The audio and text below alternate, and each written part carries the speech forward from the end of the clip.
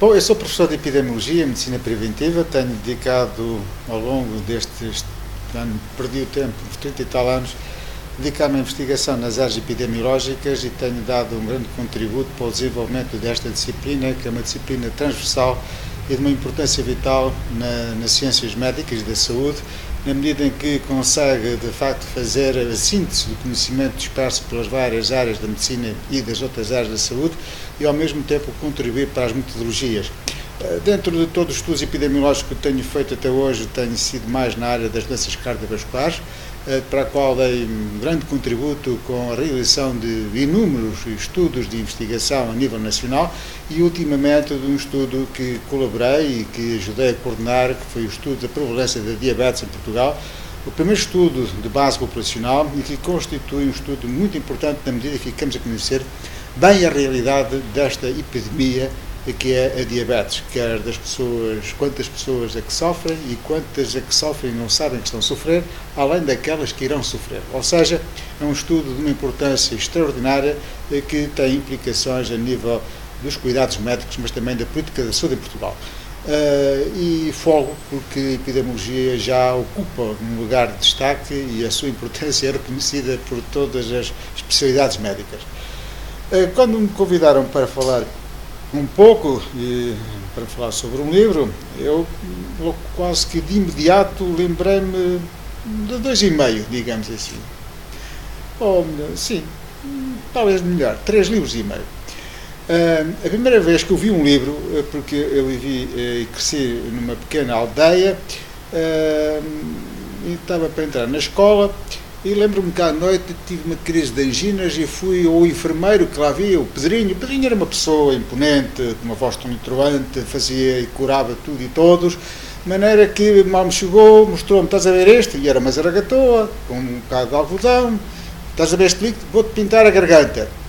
Olhei para aquilo, fiquei um pouco assustado, mas vou-te contar uma história.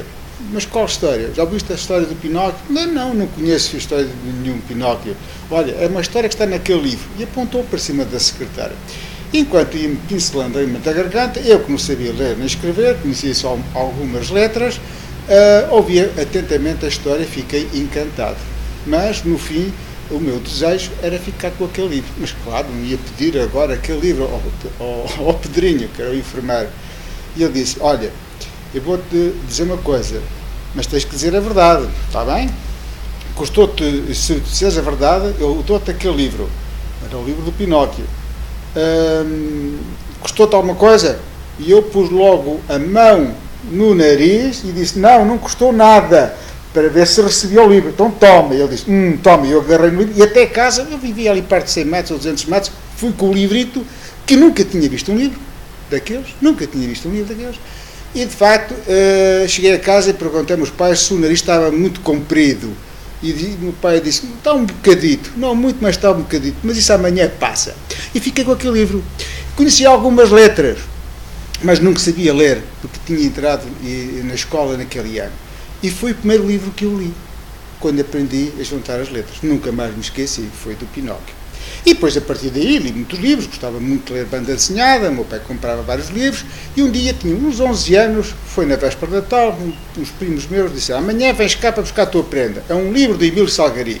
Quando eles disseram que era um livro do Emílio Salgari, que é que eu pensei, bom, isto é capaz de ser a história do Santo Ocanto, eu adorava a história do Santo Ocanto, mas pensava que era um livro cheio de figuras. Quando lá chego, não. Dá-me um livro chamado As Maravilhas do Ano 2000. Abro o livro e não vejo nenhuma figura. Até se não tem figuras não presta, pensei eu. Fiquei muito triste, deixei o livro em cima da mesa e só ao fim do dia, quando voltei para casa, aquilo veio, mas um pouco triste e aborrecido, porque tinha recebido um livro que não tinha figuras, que agora ia ler aquilo. O que é certo é que comecei a ler o livro. E foi o primeiro livro que eu li, sem figuras, e adorei, porque falava da história de homens congelados, que depois foram acordados no ano 2000, e o ano 2000 ainda vinha longe, e o ano 2000 seduziu uma história. A única coisa que eu não gostei muito na história do livro de Maravilhas do ano 2000, do Emílio Salgari, foi o facto dos cientistas terem enlouquecido em Lisboa por causa da eletricidade. Aí é que fiquei um pouco desconfiado e perguntei como é que a eletricidade pode fazer loucura. Bom, mas foi o primeiro livro, mas nunca mais me esqueci, esse primeiro livro que marcou muito a minha infância. Depois eu tinha dezenas ou centenas, para não dizer mais, de livros para poder falar. Mas há dois, por isso é que agora já contei um, o primeiro não conta, porque é meio livro. Foi um dia, foi até no ano passado, há 2 anos, no verão. Eu gosto muito do Oscar Wilde e não tinha lido ainda o De Profundis. E li aquele livro. E realmente é um livro que faz a felicidade de quem o lê, à custa da infelicidade de quem o escreveu. E realmente é notável como é que a infelicidade de alguém pode ser a felicidade de outra. E foi como aconteceu ao ler aquele livro, que realmente me marcou, e fiquei com algumas frases na minha mente que nos marcam muito. Um homem, para ser feliz, pode estar sozinho, como eu estava na prisão, mas para isto basta ter um livro, basta ter uma flor e basta ter a lua. E realmente, quando estava a ler o livro, estava a ver a lua de agosto. Como sabem, a lua mais linda do ano é em agosto. São as luas o ar mais bonito durante o dia, o nascer da lua. E de facto marcou muito De Profundis, realmente. O outro livro é um livro que me marca muito e que marcou muito. E que de facto tenho dificuldade em encontrar um outro que me tivesse marcado mais do que este. É um livro de um prémio Nobel, o Knut Hamsun, que foi norueguês, que escreveu várias obras, entre as quais um intitulado A Fome. Aquele livro impressionou-me porque é um pouco autobiográfico, na medida em que esse livro retrata a figura de um cronista que quer ser reconhecido, o seu valor como tal, e que passa fome, mas a fome de uma forma incrível. Chega a ter alucinações, chega a ter um comportamento bastante alterado, mas há uma coisa que realmente naquele homem e naquela obra que a mim me seduziu e continua-me a seduzir, é que a honra e a honestidade conseguem mantê-lo nos casos limites. E eu, como médico e como conhecedor um pouco da natureza humana e também adoro muito a evolução, os estudos de medicina darwiniana, etc., não há dúvida nenhuma que, de todos os determinantes do nosso comportamento, o mais forte, o mais violento é a fome. Aliás, é perante a fome que se pode revelar muito dos seres humanos. E a história está cheia realmente de exemplos relativamente a esta temática. Mas naquele livro, como é que é possível alguém, atingindo o extremo, enfim, das carências alimentares, consegue ser-se honrado e honesto? É uma lição muito interessante, na medida em que são poucos os seres humanos capazes daquilo, de ter aquele comportamento.